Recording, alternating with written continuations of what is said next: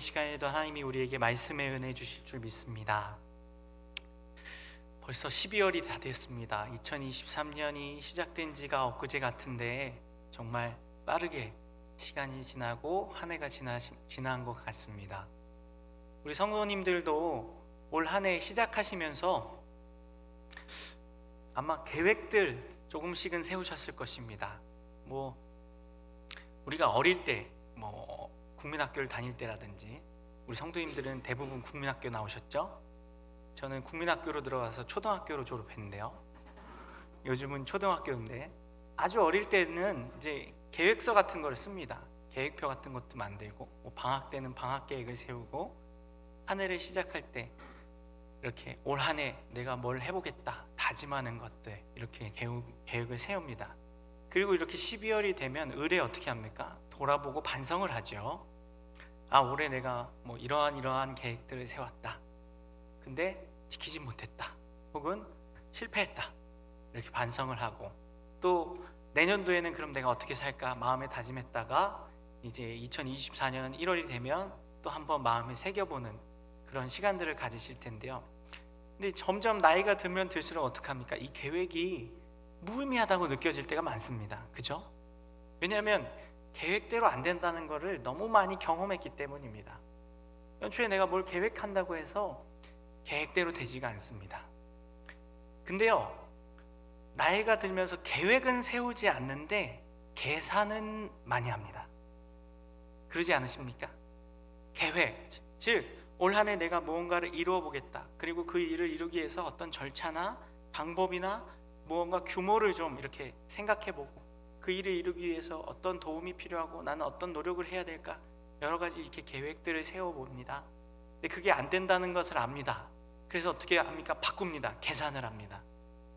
올해는 내가 안 될 것 같아. 작년에 이거를 좀 계획했는데 안 될 것 같아. 저 같은 경우에 이제 작년에 또 올해 시작하면서 다이어트를 계획했는데 안 될 것 같아요. 올해도 안 됐고 내년에도 안 될 것 같아요. 그 계산을 합니다. 다이어트 대신에 건강을 위해서 뭘 하면 좋을까? 그럼 조금 걷기 운동이라도 좀 해볼까? 여러 가지 이렇게 계산들을 합니다. 먹는 걸 좀 줄여볼까? 이런 식으로요. 그러니까 현실에 안주하면서 현실적인 방안들을 생각해 보는 것이죠. 그리고 그 계산은 어떤 거냐면, 계획과 계산이 뭐가 다를까요? 계획은 전 이렇게 정의하고 싶어요. 사전적으로는요, 앞으로 할 일의 절차, 방법, 규모를 미리 헤아려 작정하는 것이 계획이에요. 사전적 정의는요. 근데 계획은 그 결과를 꼭 얻어내지 않아도 우리가 세웁니다. 즉 무슨 말이냐면요, 내가 꼭 뭔가 이것을 다짐하고 그게 이루어지지 않더라도 큰 계획을 품습니다. 그래서 뭔가 선한 일, 좋은 일, 잘 되는 일들을 계획합니다. 그리고 올 한 해 그것들을 소망합니다. 그래서 계획이라는 것을 좀 더 다른 표현을 하면 소망에 가깝습니다. 계산은 무엇입니까? 매우 현실적입니다. 이 사전적 의미론 계산은 수를 헤아려 보는 것, 일을 예상하거나 고려하고 값을 치르는 것, 즉 무엇입니까? 현실적인 문제들이 포함된 게 계산입니다. 그래서 내가 뭔가를 얻어내기 위해선 이만큼 투자해야 돼. 제가 말씀드린 것처럼 살을 빼기 위해선 운동을 해야 되고, 먹는 걸 줄여야 되고, 건강을 관리해야 되고, 이런 식의 주고받는 계산 관계가 성립됩니다. 그러니까 어른이 되고 성장하고 성숙하면 계획하기보다는 계산을 합니다. 계획은 뭔가 꼭 얻어내지 않아도, 꼭 이루지 못한다 할지라도 나를 발전시키고 성숙시키는 것을 계획합니다. 근데 계산은 어떻습니까? 꼭 이뤄야 하는 것, 내가 꼭 뭔가 얻어내야 할 것, 그러기 위해서 내가 또 무언가를 지불해야 되는 것, 값을 치러내야 하는 것. 사실 어른이 되고 인생을 살아오다 보면요, 그런 것들을 알게 됩니다. 그래서 우리가 어떻게 합니까? 계획적이기 되기보다는 계산적이 됩니다. 근데 저는요, 우리 성도들은 계산적이기보다는 계획적이었으면 좋겠습니다. 이 계획 안에는 하나님의 말씀과 하나님의 뜻 안에서 계획을 세우는 것입니다. 비록 내가 그 계획을 올 한 해 이루지 못한다 할지라도, 비록 내가 그 계획을 이루기 위해서 내 힘으로 다 할 수 없는 일이라 할지라도, 그것이 하나님의 뜻이라면 하나님이 기뻐하시는 일이라면 그 일을 계획하는 것입니다. 예를 들어서 우리 가족이나 우리 이웃이나 친구나 누군가를 전도하고 그들에게 복음을 전하는 일, 그거를 계산하기보다는 계획해야 합니다. 마음에 품고 당장 이루어지지 않고 1년, 2년, 수년 내에 전도하기 어렵다 할지라도 그것이 하나님의 뜻이고 그것이 하나님의 계획 안에 있는 일이라면 우리가 그 일들을 계획해야 합니다. 근데 우리 어떻게 합니까? 계산합니다. 그래서 어떻게 해요? 주변에 전도할 대상 중에 찔러서 들어갈 사람을 찾아요. 복음을 표현이 너무 조속했나요? 죄송합니다. 복음을 전하고 내가 좀 이렇게 전도 이렇게 노력을 하면 이 사람은 좀 들을 것 같아. 그런 사람에게는 전도를 합니다.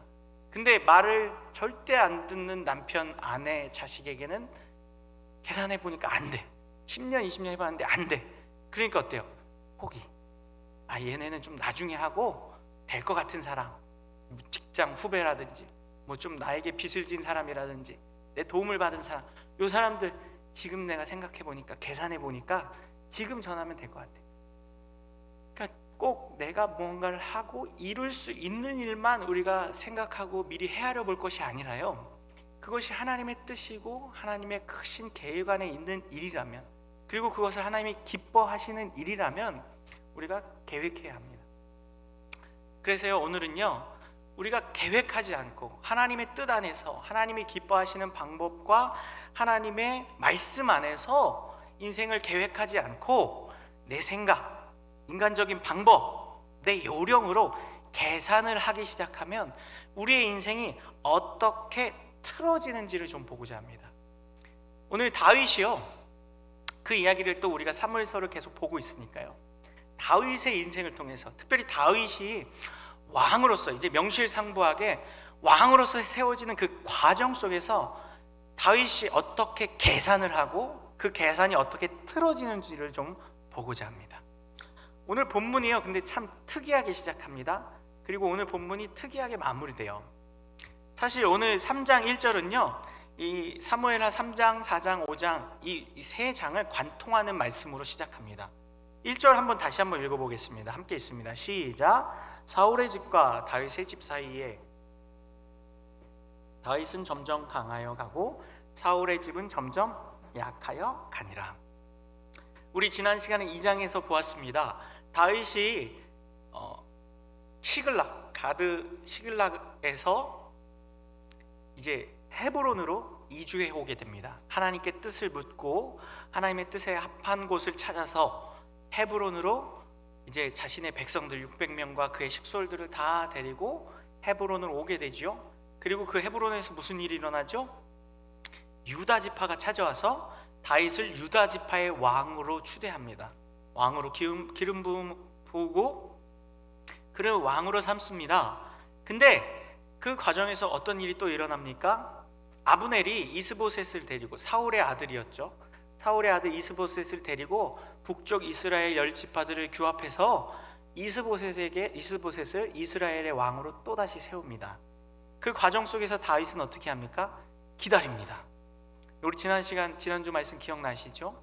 그가 빠르게 자신의 숙적들, 또 사울의 아들이라든지 또 아브넬, 군대장관 아브넬이라든지 이런 사람들을 빠르게 제거하고 자신의 자신을 지지하지 않는 다른 지파들을 규합하여서 통일된 이스라엘을 세울 수 있었습니다. 무력으로요. 근데 무력으로 그렇게 하지 않았습니다. 하나님의 순리대로 아직 기다리게 하시는 하나님의 뜻에 맞게 기다리다가 기회를 놓쳤어요. 통합된 왕국의 왕이 될 수 있었던 기회를 놓치고 이스보셋이 경쟁자로 들어서게 되는 그런 모든 과정을 보았습니다. 그러나 그 기다림의 과정도 다 무엇이었습니까? 하나님의 뜻 안에 있었던 것이고, 기다리게 하시는 하나님의 뜻을 발견하고 다윗이 순종하였던 것입니다. 기다렸던 것입니다.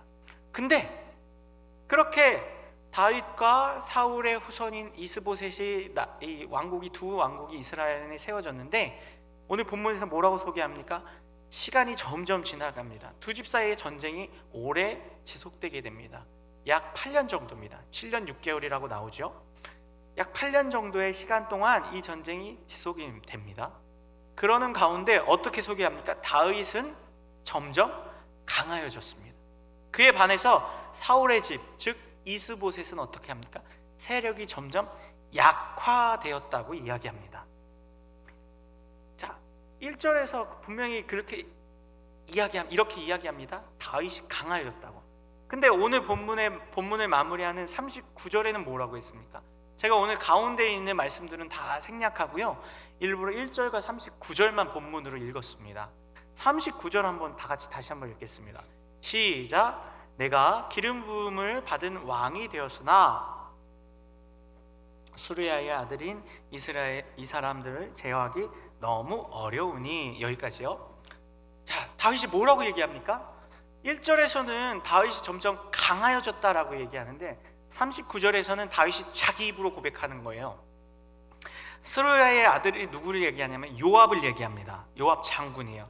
다윗의 신하입니다. 근데 다윗이 그 스루야의 아들 요압을 제어하지 못하여서 약하였다라고 얘기해요. 자기가 약하여서 이제는 이 사람들을, 내 부하들조차도 제어하기 어려운 상황이 되었다라고 얘기합니다. 어떻습니까? 1절에서 이야기한 것과 정반대의 상황을 다윗이 자기 입으로 고백하는 상황이 됩니다. 이유가 뭘까요? 말씀드린 것처럼요, 서두에 말씀드린 것처럼 다윗이 하나님의 뜻을 기다리고 하나님의 계획대로, 하나님의 시간표대로, 하나님이 이끄시는 대로 하나님께 맡겨드리는 것에서 이제 점점 어떻게 됩니까? 변하게 됩니다. 그래서 어떻게 된다고요? 계산을 하기 시작합니다. 자기가 왕이 되고 왕으로 즉위하고 나서부터 그가 이제 점점 하나님께 뜻을 묻고 하나님의 계획과 하나님의 방법대로 나라를 세워가는 것이 아니라 점점 어떻게 합니까? 인간적인 방법으로, 자신의 생각대로 계산을 하기 시작합니다. 그 계산이 들어가기 시작하니까 어떻게 될까요? 분명 하나님은 다윗을 강하게 만들어 주셨는데 사울의 집안은 점점 약하여지고 다윗의 집은 점점 강하여지는 이런 상황을 하나님이 만들어 주셨음에도 불구하고 다윗이 뭐라고 얘기합니까? 내 부하들, 나의 신하들조차도 내가 컨트롤할 수 없을 정도로 약하였다. 그러한 고백이 나오는데요, 그 이유는 계산하였기 때문입니다. 무엇을 주고 무엇을 받고 내 생각대로 인간적인 방법을 요렇게 저렇게 써서 이렇게 하면 내 생각과 계산대로 답이 나올 줄 알았는데 어떻습니까? 오히려 답이 나오는 게 아니라 일이 틀어지게 됩니다. 오늘 본문을 우리가 그래서요, 다윗이 어떻게 했길래, 무엇을 계산했길래 이렇게 일이 틀어지고 스스로가 나는 약하다라고 고백할 수밖에 없는 상황. 그래서 모든 일을 누구에게 맡깁니까? 39절 후반을 보면요, 여호와는 악행한 자에게 그 악한 대로 갚으실지로다 하니라. 어떻게 합니까? 자신의 신하 요압을 하나님께 맡겨요. 결국 자기의 힘으로 내 계산대로 일이 되지 않는다는 것을 깨닫고 그 모든 일을 누구에게 의탁합니까? 하나님께 의탁하는 이 고백을 하게 되는 것입니다. 그럼 우리가 다윗이 무엇을 계산했는지, 어떤 일들을 인간적인 방법으로 자기 생각대로 했는지를 먼저 살펴보겠습니다.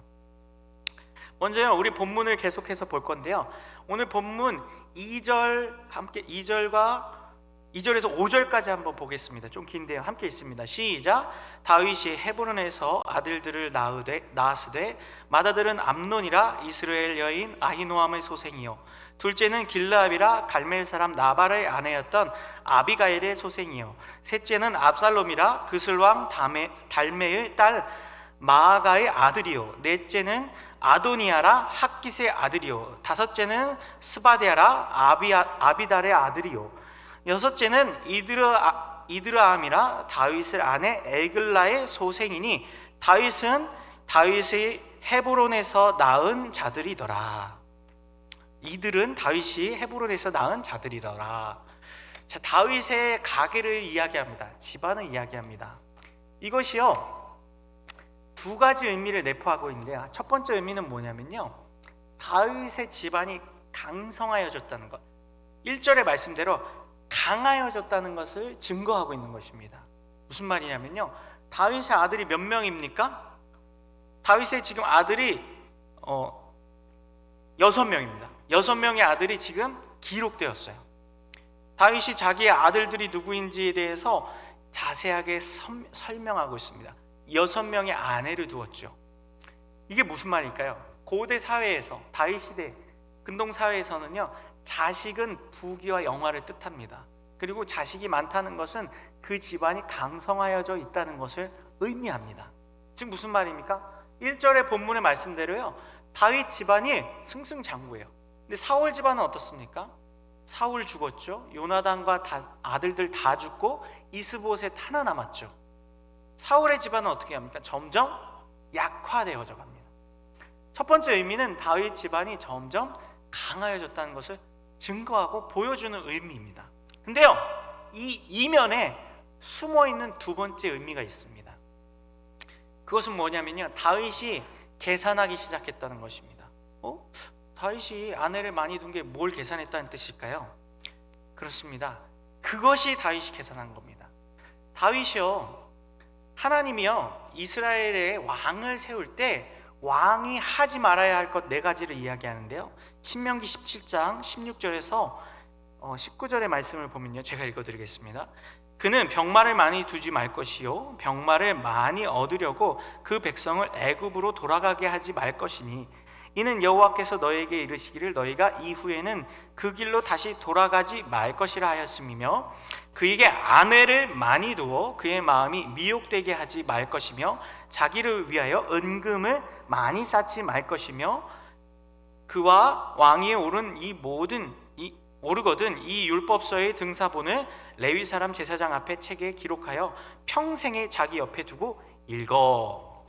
하나님이요, 이스라엘이 왕이 세워지면 그들에게 병마를 많이 두지 말라고 했습니다. 병마라는 것은 무엇입니까? 군사력입니다. 한마디로 병마는 이제 그 시대에 가장 강력한 군사 무기였습니다. 그 무기를 많이 두지 말고 군사를 많이 두지 말라는 것입니다. 왜냐하면 그 병사들 때문에 애굽으로 돌아간다. 애굽에서 누렸던 풍요나 또 군사력에 의지하는 것, 자기 힘을 의지하던 애굽의 바로왕과 같은 태도로 돌아가게 될 것이다. 그리고 두 번째가 뭐예요? 아내를 많이 두지 말라고 했습니다. 그 마음이 어떻게 되기 때문에요? 미혹하게 되기 때문에요. 그래서 하나님이요, 이스라엘의 왕이 되는 사람은 아내를 많이 두지 말라. 그리고 하나님이 사실상 정해놓으신 부부간의 원칙은 무엇입니까? 일부일처입니다. 근데 고대 근동의 문화가 그러다 보니까요, 대다수가 어떻습니까? 일부일처가 아니라 일부다처였어요. 그럼에도 불구하고 하나님은 다 왕으로서는 많이 두지 말라, 1명, 2명 이렇게 몇 명을 두지 말라가 아니라 그가 감당할 수 있고 미혹되지 않을 만큼만 두어라. 그 문화, 그 시대의 문화가 그렇다 할지라도 이스라엘의 왕이 될 사람은 그 시대의 문화와 섞이지 말아라, 타협하지 말아라 라는 의미였어요. 근데 지금 다윗이 누굴 많이 뒀나요? 오늘 본문 우리가 방금 읽었던 2절에서 5절 말씀은 어떻습니까? 다윗의 아들들을 이야기하는데 하나같이 다 누굴 동시에 얘기하나요? 그 아들들의 어미가 누구인지를 이야기합니다. 누구의 소생인지. 다 다윗의 소생이거든요. 근데 단순히 다윗의 소생이라고만 얘기하는 게 아니라 그 다윗의 아들들의 어머니가 누구인지를 꼼꼼하게 기록하고 있습니다. 그리고 그 어머니들 중에서 뭔가 재력을 갖고 있거나 권력을 갖고 있는 사람은 그것도 덧붙여서 이야기합니다. 그 대표가 누구예요?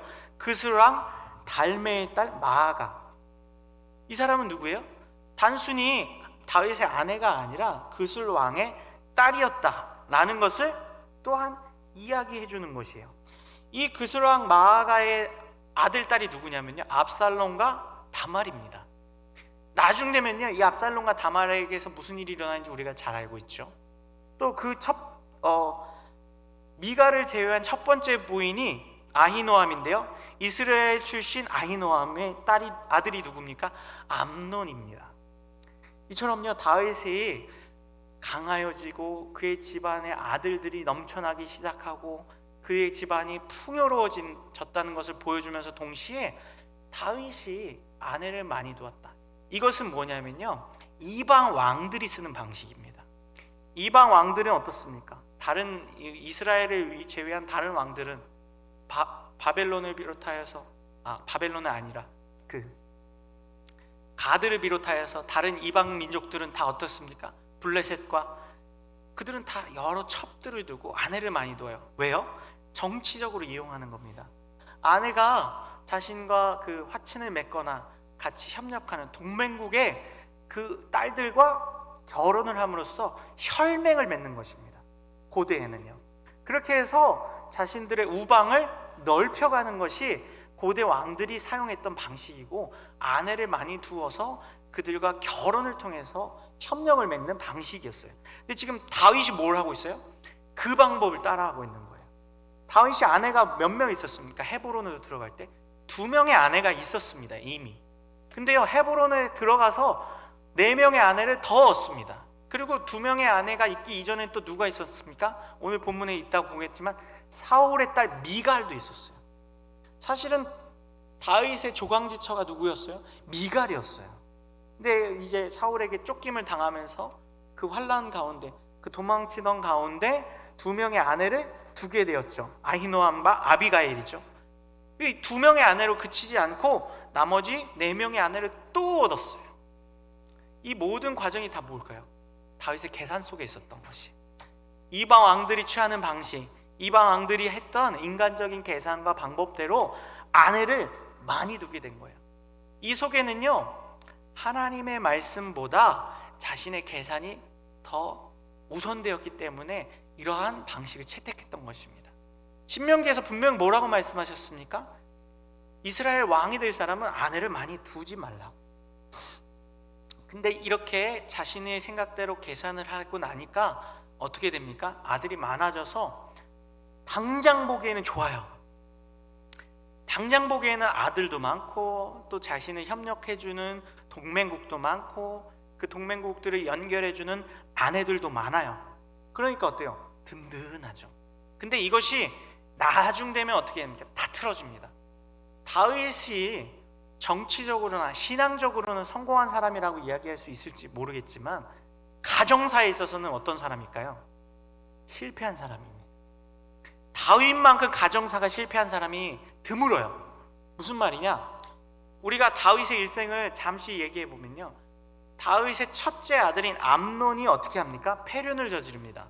사무엘하 13장에 가면요, 배달은 이복 여동생인 다말을 어떻게 합니까? 성적으로 폭행합니다. 패륜을 저지러요. 자기 여동생을 그렇게 성적 폭행을 저지르고 모른 척해요. 마치 아무 일이 없었다는 듯이. 근데 다윗이요, 이 일을 보고 어떻게 한 줄 아십니까? 화를 불같이 냅니다. 사무엘하 13장 21절 이렇게 얘기해요.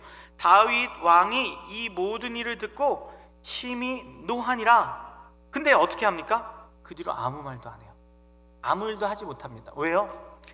자식 간의 문제잖아요. 자기 아들이에요, 암논이. 그리고 다말도 뭐예요? 자기 딸이에요. 그리고 다말의 오빠 압살롬도 뭐예요? 자기 아들이에요.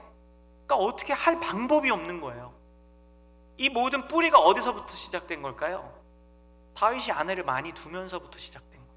거기서 끝나지 않죠. 압살롬이 어떻게 해요? 이 암논의 패륜을 알고 자기 동복 여동생을 그렇게 암논이 몹쓸 짓을 한 걸 알고 속으로만 참습니다. 칼을 갈아요. 그랬다가 어떻게 해요? 2년 후에 암논을 죽여버려요. 너무 참담한 일이죠. 형제간에 살인이 일어나는 거예요. 그리고 나서는 어떻게 해요? 압살롬이 도망갑니다. 이때도요, 다윗이 아무것도 못합니다. 손을 쓸 수가 없죠. 압살롬도 아들이고 암논도 아들이고 다말도 자기 딸이에요. 이 모든 씨앗이 다 어디서 비롯된 거예요? 계산하여서 이방 왕의 방법을 쓰고 인간적인 방법으로 나라를 넓히고 자신의 안전을, 이스라엘의 안전을 인간적인 방법으로 도모하려고 결혼을 통해서 동맹을 늘려가다 보니까 어떻습니까? 그 열매로서, 결과로서 이런 일들이 일어나는 겁니다. 이후에요, 이 압살롬을 내버려 두니까 또 이 압살롬이 무슨 짓까지 하죠? 아버지에게 반역을 합니다. 그래서 압살롬이 아버지를 죽이려고 해요. 아버지를 죽이고 자신이 왕권을 차지하려는 그런 정말 패륜적인 일을 합니다. 그리고 그 과정에서 압살롬이 어떻게 됩니까? 죽게 됩니다. 죽을 때도 요압 때문에 죽게 돼요. 이 모든 과정 속에서 다윗은 어떻게 해요? 힘을 쓸 수 없게 돼요. 우리가 아는 다윗이라면 분명 하나님 앞에 하나님을 경외하고 하나님의 방법대로 사는 사람처럼 보였는데, 그가 계산하기 시작하니까 하나님의 방식과 방법이 아니라 인간적인 방법으로 자기 계산대로 수판을 튀기다 보니까 어떻게 됩니까? 그 결과는, 그것이 당장에 나타날 수도 있고 10년, 20년, 수년 후에 일어날 수도 있지만 중요한 건 뭐예요? 다 틀어진다는 거예요. 내 생각대로, 내 계산대로 일이 되지 않습니다. 오히려 어떻게 됩니까? 더 꼬이게 됩니다. 더 안 좋은 일들이 일어나게 돼요. 그래서 어떻게 해요? 손 쓸 수 없는 지경에 이르게 돼요. 다윗이 아무 말도 할 수 없고 아무런 손도 쓸 수 없는 그러한 심각한 상태로 이르게 된다는 것이에요. 이 속에서 우리는 무엇을 발견합니까? 다윗의 이중성이에요. 이중성이란 건 뭐예요? 다윗이 어떤 영역에서는 지극히 하나님 말씀에 순종하고 계산하지 않고 하나님의 방법대로 합니다. 대표적인 게 뭐였습니까? 다윗이 기름 부음 받은 자를 절대 죽이지 않습니다. 그 사울 왕을 어떻게 했어요? 죽이지 않았어요. 신앙적인 영역에서 보면은, 또 정치적인 영역에서 보면은, 어떤 영역에서는 다윗이 정말 하나님을 경외하고 정말 사람이 할 수 없는 일까지도 하는 사람처럼 보입니다. 맞습니다. 근데 어떤 영역에서는 어떻습니까? 다윗이 매우 실패해요. 특별히 가정사에 있어서, 특별히 아내 문제, 자녀 문제에 있어서는요, 다윗이 손도 못 써요. 그게 왜 그러냐면요, 계산하니까. 하나님께 맡겨드리고 하나님의 방법대로 일이 순리대로 하나님의 뜻대로 이루어지기를 기다리고 기도하고 참아내는 게 아니라 자기 생각대로 계산하고 자기 방법대로 일을 하려고 하니까 어떻게 됩니까? 일이 다 틀어져요. 이러한 모습이요, 오늘을 사는 우리에게서 참 많이 나타납니다. 제가요, 우리 이제 청년들이나 이제 결혼을 앞두고 있는 젊은 세대들이요, 특별히 결혼 문제에 있어서 참 많이 계산하는 것을 보게 됩니다. 요즘 세대들 보면요, 어떻습니까? 결혼도 잘 안 하려고 하죠. 그리고 결혼을 했다 하더라도 아이를 잘 안 낳으려고 합니다. 그죠? 근데 왜 그럴까요? 간단합니다. 계산하니까요. 결혼을 할 만한 재력이나 내가 지금 상황이 아니야. 결혼을 하면은 집도 마련해야 되고, 또 여성분들은 또 살림도 마련해야 되고, 또 결혼을 하기 위해서는 여러 가지 재반 사안들이 갖춰져야 되는데 이걸 다 계산하니까 안 돼. 마이너스야, 마이너스. 그래서 결혼 안 합니다. 설령 결혼을 했다 하더라도 아이를 낳으면 그때부터는 정말 감당이 안 돼요. 저도 아이를 낳아보니까 감당이 안 돼요. 쉽지 않더라고요. 아무리 계산을 해도 제가 그 받는 사례로 아이를 키울 수 없을 것처럼 여겨집니다. 근데 어떻습니까? 다 키웁니다. 그죠? 다 잘 커요. 근데 계산을 해서 안 낳으려고. 물론 그들의 마음을 이해 못하는 것은 아닙니다. 현실이 녹록치 않고 너무 힘든 현실 속에 놓여 있기 때문에 그것들을 계산 안 한다는 것은 너무 무책임한 것처럼 여겨지고 너무 방법 없는 것처럼 여겨질 수 있습니다. 그러나 그 속에 무엇이 부재한 거예요? 하나님의 계획이 부재한 거예요. 하나님이 날 통해서, 또 나와 배우자, 결혼할 대상을 통해서 계획하신 일이 있을 것이다. 지금 당장은 어렵고 쪼들리게 살 수 있을지 모르지만, 또 자녀를 낳고 아이를 낳으면 당장 우리 가정의 형편이 힘들어질 수 있을지 모르겠지만, 그 모든 일들 속에서 하나님이 계획하신 선함이 있을 것이라는 그 하나님의 계획에 대한 믿음이 없을 수 있습니다. 없기 때문에 계산만 하는 거예요. 계산만 해서는 안 됩니다. 하나님의 계획이 어디에 있는지를 우리가 지켜볼 수 있고 믿고 따라갈 수 있는 마음과 믿음이 있어야 합니다. 이런 젊은이들의 결혼 문제나 자녀 문제만이 아니에요. 제가 또 청소년들을 많이 이렇게 보아오다 보니까요, 청소년들을 양육하는 부모님들에게서도 이런 계산이 많이 보입니다. 특별히 고등학생 자녀를 둔 부모님들이요, 참 많이 계산하세요. 무슨 말이냐면요, 대학을 진학시켜야 되잖아요. 근데 대학 진학을 시키려면 얘가 공부를 해야 돼요. 공부를 잘 하려면 요즘은 옛날 같지가 않아요. 저도 이제 우리 스터디 클럽을 하면서 다시 알게 됐는데요, 요즘 아이들 공부하는 공부량이요, 옛날 같지 않습니다.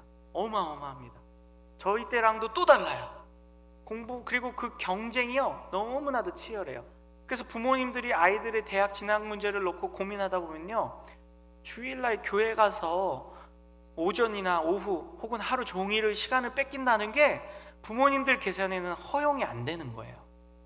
다른 애들은 주말에 더 빡세게 더 힘있게 공부하고 학원 가고 보충하고 그러는데 우리 아이만 주일이라고 주일 성수 시키고 교회 보내고 반나절이면 반나절, 온종일이면 온종일 교회 이렇게 보낸다는 게 계산해 보니까 안 되겠어요. 그래서 어떻게 합니까? 주일날 교회를 안 보내려고 해요. 근데 요즘은 그 부모님의 영향을 받아서 아이들 자신들도 안 가려고 해요. 왜냐면 교회 재미도 없고 말씀 듣는 것도 지루하고 그리고 정말 공부해야겠거든요. 요즘 학원 한두 주 하루 이틀 빠지면요, 그 진도 따라잡는 게 아이들이 너무 힘들대요. 자기들 스스로가 고백해요. 부모님이 계산하기 시작하니까 아이들도 어떻습니까? 계산하기 시작해요. 그래서 하나님을 섬기고 하나님 앞에 예배하는 것보다 계산해서 그 시간을 나를 위해서 쓰고 나를 위해서 공부하고 나를 위해서 학원 가는 게 더 좋은 거예요. 이렇게 어려서부터 계산하던 아이들이 크면 청년이 되면 어떻게 될까요? 똑같아요. 대학을 가고 직장을 가고 아르바이트를 하고 뭐 이런 일들이 나를 위해서 더 좋을 것처럼 계산되어지는 거예요. 그러다 보니까 어떻게 해요? 하나님의 말씀대로 하나님의 계획대로 하나님의 뜻대로 인생을 계획하는 게 아니라 인간적인 방법으로 항상 계산을 해요. 그래서 어떤 게 더 나에게 이익이지? 어떤 게 나에게 더 많이 남는 장사야? 기회비용이 어떤 게 더 낮아? 이런 것들을 계산해서 신앙생활도 그렇게 계산적으로 하는 거예요. 그러다 보니까 어떻습니까? 교회에 요즘 젊은 세대들 찾아볼 수 있나요?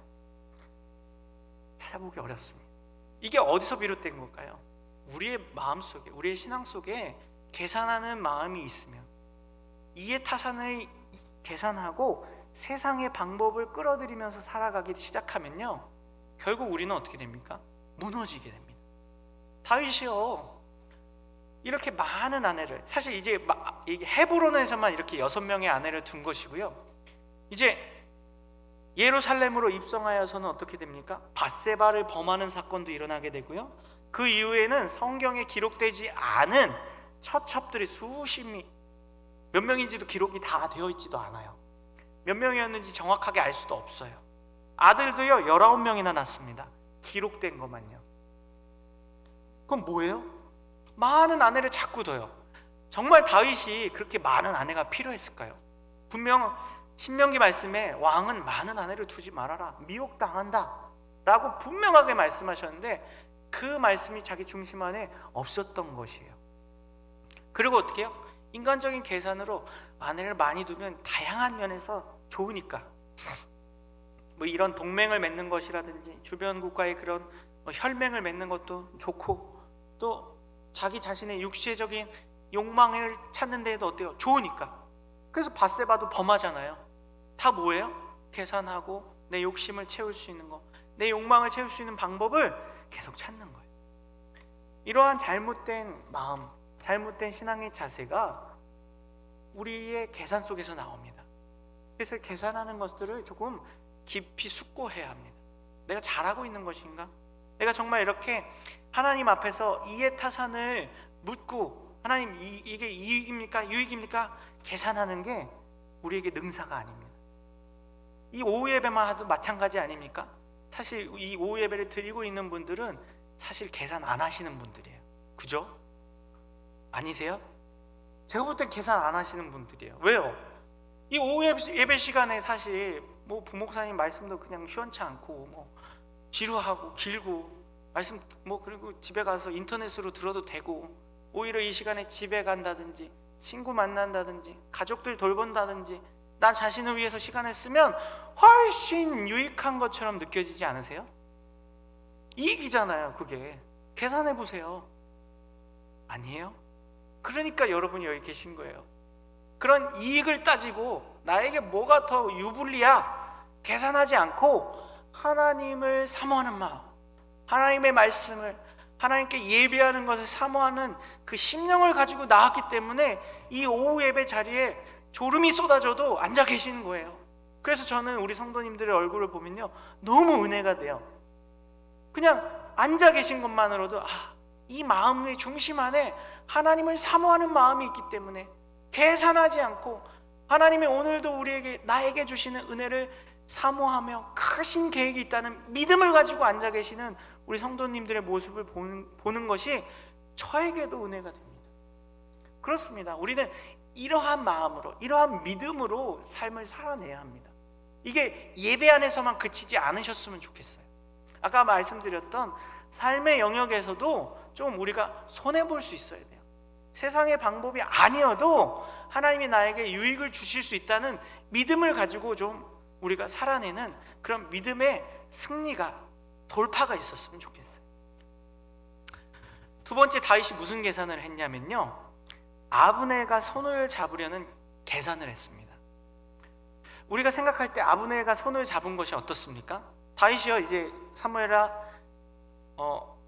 7절부터 6절부터 이후로 보면요, 아브넬이요 이스보셋과 관계가 틀어집니다. 이유는 간단해요. 아브넬이 사울의 첩이었던 사람을 통간을 합니다. 그리고 그것이 어떻게 됩니까? 아브넬에게 들켜요. 리스바라는 사울의 첩과 간통을 해요. 바람을 폈다는 뜻이에요. 근데요, 이 고대 사회에서 이 왕의 아내를 범한다는 것은요, 왕의 자리를 넘보는 것과 똑같습니다. 그래서 예를 들어서 이제 다른 나라의 그 왕이 한 나라를 침략했을 때 그 왕의 아내를 강간하는 것이 전통적이었대요. 고대 왕들이. 그게 왜 그러냐면 상징적인 의미가 있기 때문에. 왕은 죽이고 그 왕의 아내들은 다 자기가 취하는 거예요. 그러므로 어떻게 해요? 이 왕의 권력과 힘을 내가 다 흡수했다.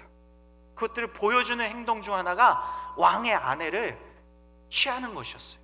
근데 지금 아브넬이 무슨 행동을 했다고요? 사울의 첩 리스바, 이 빛나는 돌이란 뜻이랍니다. 그만큼 아름다웠던 여인이라고 추측돼요. 그 여인을 보고 그가 품은 거예요. 취한 거예요. 그것을 안 아브넬이 어떻게 합니까? 노합니다. 자신을 왕으로 세운 1등 공신이었던 아브넬이라 할지라도 아버지의 아내를, 자신에게는 사실은 어머니죠, 어머니를 취하했다는 것에 대해서 불만을 터뜨립니다. 그러자 아브넬이 어떻게 합니까? 이스보셋에게 네가 지금 나를 이스라엘의 개머리로 아느냐?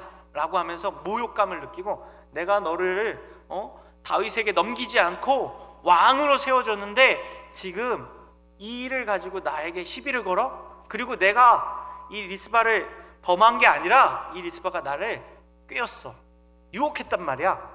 이렇게 거짓으로 얘기해요. 그러면서 어떻게 합니까? 아브넬과 이스보셋의 관계가 틀어집니다. 틀어지자 아브넬이 어떻게 할까요? 다윗에게 먼저 전령을 보내요. 다윗에게 전령을 보내서 화친을 제의합니다. 자, 다윗이요 이 아브넬과 화친을 해야 할까요? 어떻게 생각하십니까? 근데 아브넬이요 단순히 이스보셋과 틀어진 것만이 문제가 아니에요. 이 아브넬은요 이스보셋을 이스라엘의 왕으로 세우는데 가장 앞장섰던 사람이에요. 사실은 사무엘하 2장 8절 한 장만 앞으로 넘겨서 보겠습니다. 사무엘하 2장 8절 함께 있습니다. 시작. 사울의 군사령관 넬의 아들, 이미 사울의 아들 이스보셋을 데리고 마하나임으로 건너가 길르앗과 아술과 이스라엘과 에브라임과 베냐민과 온 이스라엘의 왕으로 삼았더라. 이스보셋을 왕 만든 사람이 누구예요? 아브넬이에요. 아브넬이 가장 먼저 다윗에게 반기를 들고, 그리고 자기에게는 왕으로서의 명분이 없고 기름 부음 받은 바가 없기 때문에 정당성이 없으니까 사울의 아들이었던 이스보셋을 끌어다가 왕으로 앉힙니다. 그리고는 어떻게 해요? 자기가 실권자가 돼요. 그래서 아브넬이 이렇게 간통을 하자 이스보셋이 그것에 불만을 품고 이야기했는데, 그 이야기에 대해서 아브넬이 그렇게 화를 냈다 그랬잖아요. 그러고 나서는 이스보셋이 한마디도 못해요. 11절에요 오늘 본문 11절에 3장 12절입니다. 이스보셋이 아브넬을 두려워하여 감히 한마디도 대답하지 못하니라. 뭐래요? 이스보셋이 왕인데 왕이 자기 신하에게 한마디도 못했대요. 그 말은 뭐예요? 아브넬이 실상 이스라엘, 북이스라엘의 실권자였다는 뜻이에요. 지금 무슨 말입니까? 다윗의 실제적인 적은 이스보셋이 아니라 아브넬이에요. 통합된 이스라엘의 왕으로 세워지는데 가장 큰 걸림돌이 되는 것은 사실은 아브넬이었다는 뜻이에요. 그래서 아브넬이 전령을 보내고 그 전령들을 통해서 어떻게 합니까? 다윗과 협상을 맺는 상황이 와요. 그때 다윗이 어떻게 해요? 이 아브넬과 손을 잡습니다.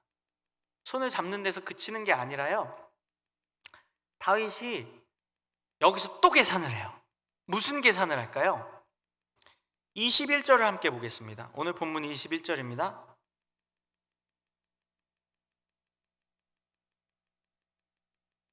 죄송합니다. 12절입니다. 아브넬이 12절 보겠습니다.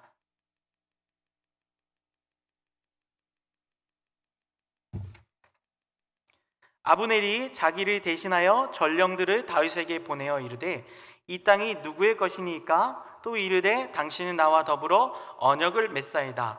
내 손이 당신을 도와 온 이스라엘이 당신에게 돌아가게 하리이다 하니. 아브넬의 속내가 무엇이었을까요? 여기 이 말 속에 담겨 있어요. 아브넬이 이스보셋과 관계가 틀어지고 다윗에게 전령을 보내서 내 손을 잡아달라. 그러면서 뭐라고요?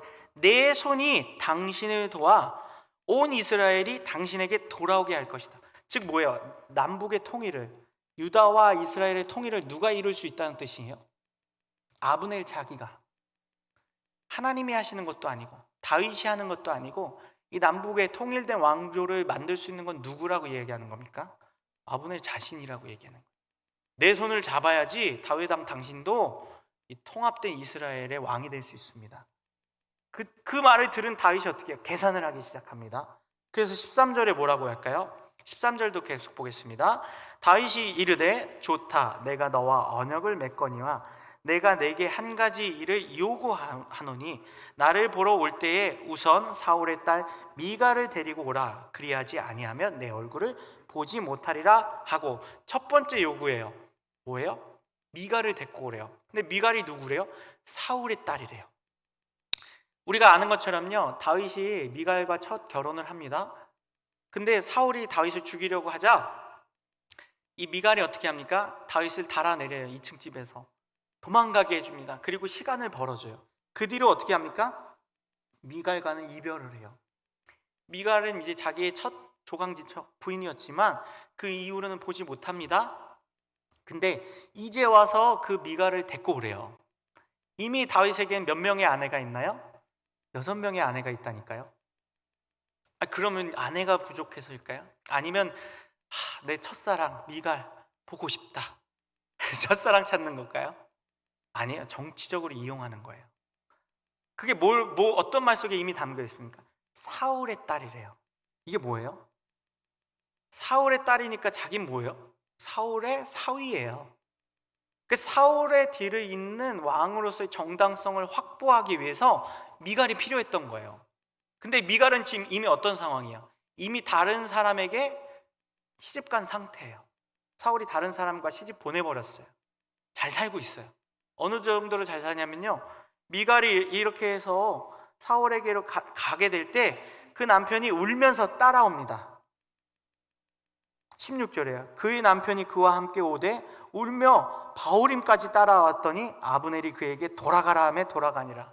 뭐예요? 미갈과 그 남편이 어떻게 해요? 이미 사랑하고 잘 살고 있었어요.